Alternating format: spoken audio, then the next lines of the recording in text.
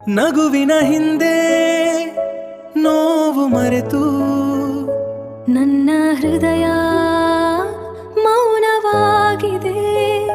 ಕಣ್ಣಿನೊಳಗೆ ಕನಸು ಬಂದು ಮಳೆ ಹನಿಯಂತೆ ಕರಗಿದೆ.